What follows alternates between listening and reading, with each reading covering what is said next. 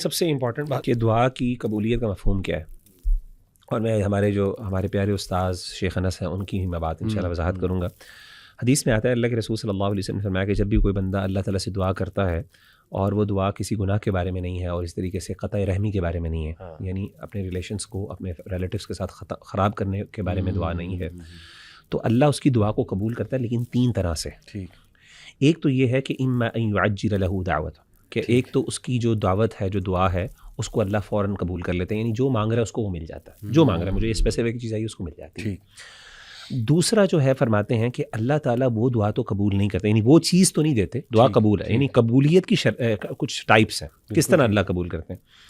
اللہ اس سے اس جیسا کوئی ہارم ہے اس کو دور کر دیتے ہیں۔ اور تیسری چیز آپ نے فرمایا کہ وَإِمَّا أَن يَدَّخِرَهَا لَهُ فِي الْآخِرَةِ، کہ اللہ تعالیٰ اس سے وہ ہارم بھی تو دور نہیں کرتے، ہارم تو دور نہیں کرتے، لیکن اللہ تعالیٰ اس کو اس کے لیے آخرت کے لیے اسٹور کر لیتے ہیں۔ صحیح، یہ تو مثالیں ہیں نا۔ تو شیخ انس ہمارے استاذ ہیں، وہ کہتے ہیں کہ اس کے اندر ایک آرڈر ہے، اور وہ کہتے ہیں آرڈر یہ ہے کہ سب سے دعا کی قبولیت کا سب سے ہلکا درجہ، لووسٹ فارم یہ ہے کہ انسان جو مانگ رہا ہے اس کو مل جائے، اور وہ کہتے ہیں اس پہ غور کریں، لووسٹ یہ اللہ کی سب سے کم یعنی سب سے چھوٹی نعمت ہے، نعمت ہے اللہ کی۔ اس سے بڑی نعمت کیا ہے کہ انسان کو وہ چیز نہیں مل رہی، لیکن انسان سے ایک ہارم دور ہو رہا ہے۔ علی بھائی ذرا غور کریں، اگر انسان کو یہ آپشن ملے کہ there is a harm that you have to suffer, اور there is a benefit that you can take, and you have to choose between them, ہر بندہ کس چیز کو چوز کرے گا کہ ہارم اوائڈ ہو جائے؟ ہارم اوائڈ، بالکل، ہر بندہ، سائیکالوجی ہے، یعنی جلب المنفع ودفع الضرر، پورا یہ کانسیپٹ ہمارے ذہن کے اندر ہمیشہ جو ہے نا ایول کو ڈیٹر کرنا پریفر کیا جاتا ہے over any acquisition of any benefit. صحیح، یہ دنیا کا۔ اب مجھے بتائیں کہ اللہ، ایک بندہ گاڑی مانگ رہا ہے اللہ سے، اب اللہ کو پتہ ہے کہ اس گاڑی کے بعد اس کا ایکسیڈنٹ ہونا ہے۔ صحیح، اب ایک بندہ کہتا ہے چلے جی میں ایکسیڈنٹ قبول کر لوں گا لیکن مجھے گاڑی مل جائے، کبھی کوئی نہیں کرے گا۔ ایک بندے کو پتہ چل جائے نا میرا ایکسیڈنٹ ہونا، کہے گا نہیں میں کبھی نہ لوں۔ بالکل صحیح، سمجھ رہے ہیں نا۔ تو ہو سکتا ہے کہ اللہ تعالیٰ اس جیسی ایک شر کو اس سے دور کر دیں جو اس کی بظاہر، اب وہ دعا، یعنی دعا قبول ہو رہی ہے تو یہ ہو رہا ہے نا، یعنی وہ دعا اللہ کہتے ہیں کہ میرے بندے کو میں شر دور کر دیتا ہوں، یہ چیز نہیں دیتا، اس کے بغیر تو رہ لے گا لیکن یہ اس کے بغیر یہ اس کے لیے تکلیف دے۔ اور تیسری چیز شیخ انس کہتے ہیں کہ وہ تیسرا سب سے بڑی بات یہ ہے کہ اللہ دنیا میں تو انسان کو نہیں دیتے اور آخرت میں دیتے ہیں۔ اور علی بھائی انسان کو نہیں پتہ، دیکھیں دنیا کی مشکلات تو انسان کو گزر جاتی ہے، قیامت کے دن نا ایک بندہ ترسے گا ایک ایک نیکی کو، اور اس وقت جو ہے سبحان اللہ، یعنی یہ حالت ہوگی کہ ایک بندہ اپنی اولاد بھی اللہ کے سامنے دینا چاہ رہا ہے۔ امیجن کریں ایسے موقع پر جہاں پہ چھوٹی چھوٹی نیکی انسان کی الٹیمیٹ فیٹ کا فیصلہ کر رہی ہوگی، اس موقع پر اللہ تعالیٰ انسان کی وہ دعائیں کھول کے لائے گا اور کہے گا کہ میرے بندے تو نے مانگی تھی، تو سمجھ رہا تھا میں قبول نہیں ہوئی، لیکن میں نے کہا سب سے بیسٹ یہ کہ میں اس کو اس وقت دوں گا جب اس کو ضرورت ہوگی۔ میں نے اس کی بڑی مزے کی مثال، وہ ہم جاتے تھے، اس کی بڑی ایک ریلیٹیبل مثال میں آپ کو دیتا ہوں۔ آپ کو پتہ ہے کہ ہم میں سے ہر بندہ، پچھلے دنوں عید گزری ہے الحمدللہ، تو عید پہ نا عیدیاں ملتی تھیں، تو ہم میں سے ہر بندے کو نا اپنی والدہ سے بچپن میں ایک شکایت ہوتی تھی کہ جو ہے نا مائیں جو ہے نا وہ عیدیاں لے لیتی ہیں ہم سے۔ صحیح، ہر بندے کو یہ شکوہ ہوتا ہے، تو مجھے بھی شکوہ تھا کہ وہ مجھے، اور میں نے حساب رکھا ہوتا تھا کہ مجھے اتنی عیدی ملی فلاں سے ملی ہے تو امی نے لے لی۔ اچھا اماں کو نا، اماں کیوں وہ مائیں کیوں لیتی تھیں عیدی، اور یہ ہمارے ساتھ ہوتا تھا، پتہ نہیں اب مائیں کیا کرتی ہیں، ہر بندے کی ماں کو مطلب فرق، انداز فرق ہوتا ہے۔ اچھا میری امی کیا کرتی تھی، میری امی کیا کرتی تھی، وہ عیدیاں لے کے نا کچھ پیسے دے دیتی تھیں، تھوڑے سے پیسے، چلو تم یہ لے لو کچھ کھانا پینا، اور ہم نے کیا کرنا، چاکلیٹ کھا لی، کوئی اس طرح چپس چپس کھا لیے، پیسے ضائع کر دیے۔ ہوتا یہ تھا کہ جب ہم کسی جگہ پہ ٹریول کر رہے ہوتے تھے، مجھے کوئی کھلونا نظر، مجھے گنز کا شوق ہوتا تھا بہت زیادہ، تو مجھے کوئی نا گن نظر آتی، وہ ٹوائے گن وغیرہ نا، اب میں بڑی حسرت سے دیکھ رہا ہوتا مجھے چاہیے، تو اماں کیا کرتی تھی، مجھے میری عیدی ہوتی تھی نا، میں نے حساب رکھا ہوتا، کہتی ہیں یہ تو میرا عیدی کے پیسے ہیں نا، اس سے میں تمہیں گن لے کے دے دوں۔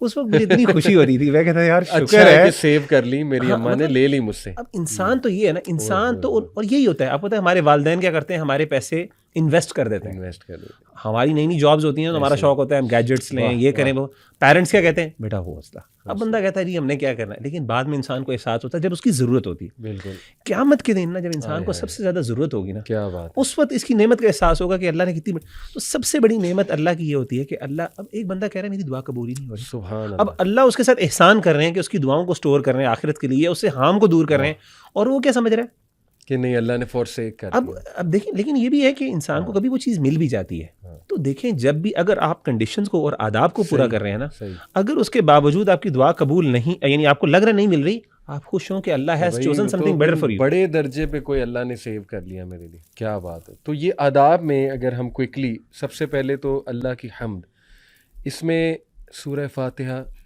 کیا خوبصورت وہ دعا ہے, اس میں پورا دعا کا فلسفہ ہے. پھر یہ کہ جتنے تعریفی کلمات اللہ رب العالمین کے آپ کو آتے ہیں, جیسے سبحان اللہ والحمد للہ ولا الہ الا اللہ واللہ اکبر ولا حول ولا قوۃ الا باللہ. پھر یہ کہ اللہ اکبر کبیرہ والحمد للہ کثیرہ وسبحان اللہ بکرۃ واصیلہ. یہ تو نماز کے شروع میں بھی سکھائی ہے نبی صلی اللہ علیہ وسلم. تو سبحان اللہ بحمدہ سبحان اللہ العظیم, پھر درود ابراہیمی, پھر استغفار, اور پھر دعائیں, اسی طرح آرڈر. بالکل ایسے. تو یہ تھوڑا سا بتائیں. اچھا میں اس کو بتاتا ہوں. سب سے پہلے میں یہاں سے, یہ آپ نے امپورٹنٹ بات بتائی, لیکن میں اس سے پہلے کچھ ایک دو چیزیں ذکر کر دوں. صحیح بخاری کی حدیث ہے, اللہ کے رسول صلی اللہ علیہ وسلم کی حدیث سے پتہ چلتا ہے, سیدنا ابو موسیٰ الاشعری نے کہا کہ اللہ کے رسول, میرے جو بھائی ہیں ابو عامر الاشعری فوت ہو گئے ہیں, شہید ہو گئے, تو آپ ان کے لیے دعا کریں. تو اللہ کے رسول نے دعا کرنے کے لیے انہوں نے ریکویسٹ بھیجی ہے کہ آپ میرے لیے دعا کریں فوت ہونے سے پہلے. تو اللہ کے رسول نے کہا کہ اچھا میرے لیے نا ایسا کرو, پانی لے کے آؤ, اور آپ نے وضو کیا.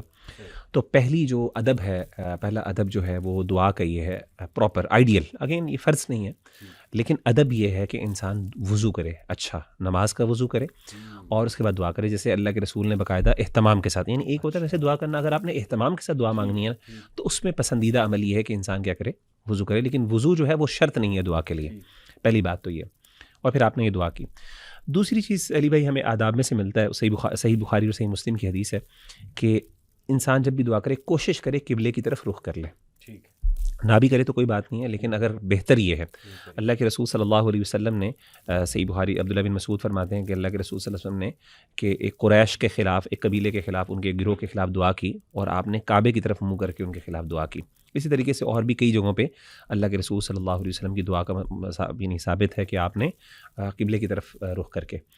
تیسری چیز علی بھائی ادب میں یہ ہے کہ جب بھی انسان دعا کرے نا, التضرع وخفض الصوت, یہ امپورٹنٹ ہے کہ جب بھی اللہ تعالیٰ سے دعا کرے تو انسان چیخ چلا کر وہ اس طرح دعا کرے, اور خفیہ اور عاجزی کے ساتھ دعا کرے. ادعوا ربکم تضرعا وخفیہ. ہمارے ہاں جیسے تراویح کے اندر وہ رو رو کے اونچی اونچی اللہ اللہ چیخیں مار, وہ ناپسندیدہ ہے. یہ ناپسندیدہ, ہمارے علماء نے, شیخ انس ہمارے جو ہیں وہ منع کرتے ہیں. وہ ہمیں, مجھے نہیں, میں خود بھی تراویح پڑھاتا تھا, مجھے منع, اس پہ وہ نصیحت کرتے تھے کہ اس انداز سے نہیں پڑھنی. اور ہاں آپ, اس کا مطلب یہ بھی نہیں ہے کہ انسان اب لوگوں کے سامنے بالکل ہی وہ بس کبھی کبھی نیچرلی وہ ایموشنز نکل آئیں, وہ ایک الگ بات ہے. اونچی ذرا رو رو کے اور چیخیں مار مار کے رو اونچا نہیں ہونا چاہیے. یہ ادب پرائمرلی بہتر یہ ہے, ادعوا ربکم تضرعا وخفیہ, عاجزی اور خفیہ آہستہ آواز میں. اور اس طرح ہوا نا کہ ایک صحابی نے اللہ کے رسول صلی اللہ علیہ وسلم سامنے اونچا اونچا بول رہے تھے, دعائیں مانگ رہے تھے, تو آپ نے کہا کہ تم جس سے اللہ کو پکار رہے ہو, یا ایھا الناس اربعوا علی انفسکم فانکم لا تدعون اصم ولا غائبا, تم کسی ایسے ذات کو نہیں پکار رہے جو اللہ معاف کرے بہرا ہے, اور جو بہری ذات ہے وہ سننے والا اور غائب ہے, وہ تمہارے سامنے موجود ہے. تو آپ نے کہا کہ ان الذی تدعون سمیع قریب, تو سننے والا اور قریب ہے. تو عاجزی اور انکساری, اور اس میں سب سے آئیڈیل یہ کہ انسان نا آئسولیشن میں, اکیلے میں, اور اس کے ساتھ یعنی خفیہ جو ہے کرے. چوتھی چیز علی بھائی یہ ہے کہ رفع الیدین, اپنے ہاتھوں کو اٹھانا, یہ بھی ہے. جیسے کہ حدیث میں آیا کہ ہم نے پہلے بھی حدیث پڑھی, اللہ تعالیٰ کو حیا آتی ہے کہ جب ایک بندہ اس کے سامنے ہاتھوں کو اٹھاتا ہے. اس کے بارے میں کچھ علماء نے ایک وضاحت بھی کی ہے کہ بعض اوقات کچھ لوگ نا اونچا ہاتھ اٹھا لیتے ہیں, تو اس میں ادب یہ ہے کہ انسان منہ سے اوپر ہاتھ نہ اٹھ جائے, یعنی انسان کے ہاتھ نیچے رہیں. کچھ لوگ کوڈ کرتے ہیں نبی نے اس طرح اٹھائے, وہ ایک ایکسیپشن ہے. وہ دعائیں, وہ جو ہے نا, جو بارش کے لیے جب دعا کی جاتی ہے تو اس کے لیے ہاتھوں کو اٹھایا جاتا ہے, اور وہ پورا ایک وے ہے کہ پھر بعد میں آپ تھوڑا سا اپنے ہاتھوں کو اس طرح بھی کرتے ہیں. ٹھیک ہے, وہ پورا ایک الگ طریقہ ہے. ٹھیک ہے, تو وہ لیکن جنرلی ہاتھ جو ہے نا وہ منہ سے اوپر اس طرح کر کے نہیں اٹھانا. میں نے کچھ لوگ بہت اوپر اس طرح اٹھا لیتے ہیں, تو بہتر یہ ہے کہ ان ہاتھوں کو نیچے رکھا جائے تاکہ وہ ایک عاجزی والی باڈی لینگویج. اور اس طریقے سے اس طرح بھی دعا مانگی جا سکتی ہے, اس طرح انگلی کو, سبابہ انگلی کو اٹھا کے اس طرح بھی دعا. آپ نے دیکھا کئی لوگ جو ہیں وہ تصویر کھنچواتے ہوئے یہ ہاتھوں کو, وہ اصل میں دعا کا اشارہ ہوتا ہے کہ بھائی نظر نہ لگ جائے دعا کا. اچھا, ٹھیک ہے نا. تو یہ اس طرح دعا مانگنا بھی سبابہ کی انگلی, لیکن وہ بہرحال کچھ جگہوں پہ وہ ثابت ہے. جیسا کہ اللہ کے رسول صلی اللہ علیہ وسلم نے ایک دفعہ جب آپ ممبر پہ تشریف فرما تھے غالباً, تب آپ نے اس طریقے سے ہاتھ انگلی اٹھا کے نا دعا مانگی تھی اللہ تعالیٰ سے. تو اچھا, ایک اور چیز, دوسری چیز یہ ہے کہ جو اس کے بعد وہ والی چیز ہے جو اب آپ کی ذکر کی تھی کہ جب بھی دعا مانگے تو سب سے پہلے اللہ کی حمد و ثنا سے آغاز کریں, پھر اس کے بعد نبی صلی اللہ علیہ وسلم پہ درود مانگے, اور اس کے بعد پھر جو ہے وہ جو انسان کے دل میں ہے وہ مانگے. جیسے کہ حدیث میں آتا ہے اللہ کے رسول صلی اللہ علیہ وسلم کے پاس ایک صحابی جو تھے, انہوں نے دعا مانگی, نماز دعا مانگی, تو انہوں نے نہ درود پڑھا نہ انہوں نے کچھ اللہ کی حمد و ثنا, ڈائریکٹلی اللہ سے مانگنا شروع کر دی. تو آپ نے کہا عاجل ھذا, اس بندے نے جلدی کی ہے. اور پھر آپ صلی اللہ علیہ وسلم کے سامنے ایک اور جو صحابی تھے, انہوں نے دعا مانگی, عبداللہ بن مسعود تھے, تو انہوں نے سب سے پہلے اللہ تعالیٰ کی حمد بیان کی, اس کے بعد نبی صلی اللہ علیہ وسلم پہ درود بھیجا, اور اس کے بعد انہوں نے اپنے لیے مانگی تو اللہ کے رسول نے فرمایا سل تعطا, سل, اب تو مانگ تجھے اب دیا جائے گا. تو اس سے پتہ چلا کہ جو ہے نا انسان کو چاہیے کہ حمد و ثنا جتنی زیادہ ہو, اور پھر درود پاک جتنا زیادہ آپ پڑھ سکیں وہ پڑھیں. اگین ایک حدیث میں یہ بھی ہے کہ ایک صحابی نے پوچھا اللہ کے رسول کتنا پڑھوں, آپ نے کہا کہ تم جتنا پڑھو گے اتنا اچھا. اس نے کہا کہ میں 1/4 پڑھ لوں, آپ نے کہا کہ وہ پڑھ لو تو بہت اچھی بات ہے, اس سے زیادہ بھی, تو انہوں نے کہا میں چلیں 2/3 پڑھ لوں, تو انہوں نے کہا اس سے بھی زیادہ, تو انہوں نے کرتے کرتے یہاں تک میں پوری مانگ لوں, تو آپ نے کہا پوری بھی مانگ لو گے اللہ تعالیٰ تمہیں پھر بھی دے دے گا. تو اسی لیے یہ بھی ہے. لیکن بہرحال انسان کی تشفی اس پر تب ہوتی ہے جب انسان اللہ سے واقعی کچھ مانگتا ہے. ضروری نہیں ہے کہ آپ یعنی صرف حمد, کئی دفعہ تو سبحان اللہ صرف حمد اور اللہ کے رسول پہ درود, میرا تو یہی رویہ ہے, طریقہ ہے کہ کئی دفعہ مجھے کچھ مانگنے کا موقع نہ ہو, میں اللہ کی حمد اور اللہ کے نبی صلی اللہ علیہ وسلم پہ درود پڑھ لیتا ہوں. یار بڑا ہم سوال کیا کہ اللہ کے رسول صلی اللہ علیہ وسلم پہ درود ابراہیمی ہمیں پڑھنا. اللہ کے رسول صلی اللہ علیہ وسلم پہ جو درود پڑھنا ہے اس کی مختلف صورتیں ہیں. تو ایک جو ڈیٹیلڈ درود ہے, بڑا درود اور مسنون ہے, وہ درود ابراہیمی ہے, تو وہ کوئی پڑھ لے تو بہت اچھی بات ہے. لیکن اگر کوئی نہ بھی پڑھ سکے تو بس اللہم صلی وسلم علی نبینا, جیسے مختلف الحمدللہ وحدہ والصلاۃ والسلام علی من لا نبی بعدہ, یہ حمد ہے اللہ کی, اس میں درود بھی آ گیا, اس میں درود بھی آ گیا, اس میں حمد بھی آ گئی, درود بھی آ گیا, دونوں چیزیں آ گئیں. صلی اللہ علیہ وسلم. سوری جو آپ کی بات کاٹنے کے لیے سوری, جو مین آپ نے کہا تھا وہ ہے اخلاص, یعنی دل کی پریزنس. اگر آپ کم بھی پڑھ رہے ہیں, اگر آپ صرف یہ کہہ رہے ہیں نا الحمدللہ اللہم صلی وسلم علی نبینا محمد, وہ ادھر سے, ہاں بالکل, یہ کنڈیشن بہت ضروری. جی اسی طریقے سے ایک اور چیز جو ادب بیان کیا جاتا ہے وہ یہ ہے کہ جب بھی انسان مسئلہ بیان کرے اللہ کے سامنے تو یہ نہ کہے کہ یعنی عزم المسئلہ, یعزم المسئلہ ولا یستثنی, یعنی کہ ایک بندہ جب بھی کرے تو وہ نہ ایسا نہ کرے کہ اللہ تو چاہے تو دے دے. یہ منع کیا گیا, حدیث میں آتا ہے اللہ کے رسول نے فرمایا کہ تم میں سے کوئی بندہ یہ نہ کہے اللہم اغفر لی ان شئت, اللہ مجھے معاف کر دے اگر تو چاہتا ہے. آپ نے کہا تو کوئی بندہ اللہ کو کسی چیز پہ مجبور نہیں کر سکتا, مطلب تم احسان چڑھا رہے ہو اللہ پہ اللہ معاف کرے, تو یہ نہ کہیں. یعنی انسان عزم کے ساتھ اللہ مجھے بس چاہیے, مجھے یہ چاہیے, تو یہ کہ اللہ دینا چاہتا ہے تو دے دے, نہیں تو نہ سے. یہ مطلب اس طرح کا انداز یہ ہے نا کہ یہ ہے کہ مطلب مجھے کوئی پرواہ نہیں ہے تمہاری, یہ مطلب اس طرح بندہ بعض اوقات ہوتا ہے نا کہ یار آپ کرنا چاہتے ہو تو کر لو, اس کا مطلب ہے کہ I am not dependent on you, تو اس طرح کی چیز نہیں. اور تیسری آخری جو چیز اس میں خاص میں 7واں ادب جو ذکر کیا وہ یہ ہے کہ صحیح حدیث میں آتا ہے کہ جب بھی انسان کوئی دعا کرے تو 3 دفعہ ایک دعا کو ریپیٹ کر لیں.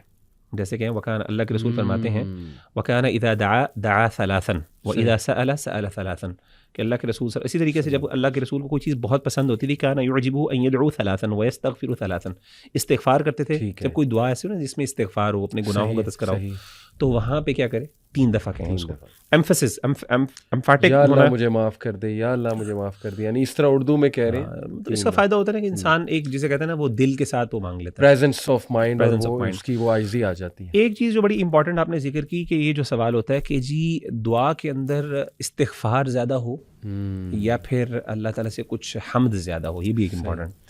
تو ابن تیمیہ رحمہ اللہ نے بڑی خوبصورت بات کی, انہوں نے کہا استغفار اصل میں انہوں نے کہا کہ ایک کپڑا ہے, امیجن کریں تو وہ گندا کپڑا ہے, آپ نے اس کو خوشبو لگانی ہے, صحیح, تو آپ کیسے لگائیں گے؟ میں نے کہا سب سے پہلے آپ اس کو دھوئیں گے, بالکل ٹھیک, اس کے بعد پھر آپ خوشبو لگاتے ہیں. سبحان اللہ. تو انہوں نے کہا اصل میں حمد جو ہے وہ خوشبو ہے اور استغفار گناہوں کی کلنزنگ ہے.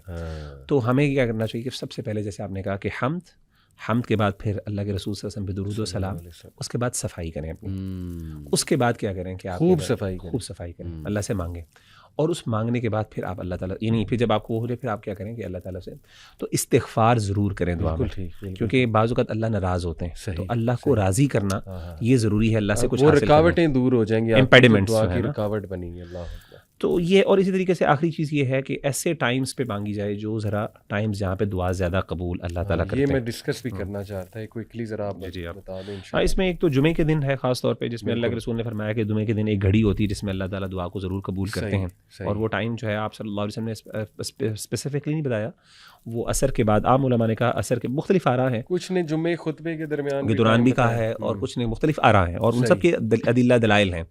جو سب سے اسٹرانگ اوپینین ہمارے اساتذہ کو لگتی ہے وہ یہ تھی کہ جی عصر کے بعد سے لے کے مغرب کے درمیان کوئی ایک گھڑی ہے اب، اور اس میں جو بندہ ایگر ہوگا اس کو مل جائے گی، اور ایگرنیس آپ مطلب مانگیں گے اللہ آپ کو توفیق دے دیں گے. دوسری چیز یہ ہے کہ خاص طور پہ اذان اور اقامت کے درمیان حدیث میں آتا ہے، اس میں آپ نے فرمایا، اللہ کے رسول نے فرمایا الدعاء لا يرد بین الاذان والاقامہ. اسی طریقے سے سردے کی حالت میں اس پہ میں ایک ایڈ کر دوں کہ استغفر اللہ، ہم لوگ اکثر لیٹ جاتے ہیں نماز میں. اب دیکھیں کتنا بڑا موقع ہم ضائع کر رہے ہیں کہ اذان اور اقامت کے درمیان کوئی ٹائم 10 منٹ تو ہوتے ہیں. اذان جب ہو جاتی، ہماری عادت ہے کہ مسجد میں انٹر تب ہونا ہے، یا تو وہ تکبیر اولیٰ مس ہو چکی ہوگی یا پھر ایک رکعت مس ہو چکی ہوگی. تو یہ کتنی بڑی اپرچونٹی ہم لوگ جو ہے وہ ضائع کر رہے ہیں. اللہ اکبر. تو اذان اور اقامت کے درمیان جی. اور اسی طریقے سے علی بھائی جو ہے وہ ہے سفر کے دوران، روزے کی حالت میں، اور جب انسان پہ ظلم ہوا ہو، انسان مشکل میں ہو، تو آپ صلی اللہ علیہ وسلم نے فرمایا ثلاث دعوات مستجابات، 3 دعائیں ایسی ہوتی ہیں جو اللہ تعالیٰ ضرور قبول کرتے ہیں. دعوت الصائم، روزے کی حالت میں جب انسان ڈسٹریس میں ہوتا ہے اس وقت، اور ایسا ڈسٹریس ہو جس میں انسان اللہ پہ صبر کر رہا ہو. اسی لیے علماء کہتے ہیں صبر کی حالت میں جب مشکل آئی ہو نا انسان پر، اس وقت جہاں پہ آپ صبر کر رہے ہیں نا، اور آپ اس کی تکلیف کو برداشت کر رہے ہیں، اب وہ آپ کے پاس ایسی اپرچونیٹی ہوتی ہے کہ آپ اللہ تعالیٰ سے کچھ منوا سکتے ہیں اس ٹائم پہ. چلے آپ پر یہ مشکل تو آئی ہوئی ہے، اللہ چلے میں اس کو برداشت کروں، اللہ مجھے اس کی جگہ فلاں چیز عطا کر دے.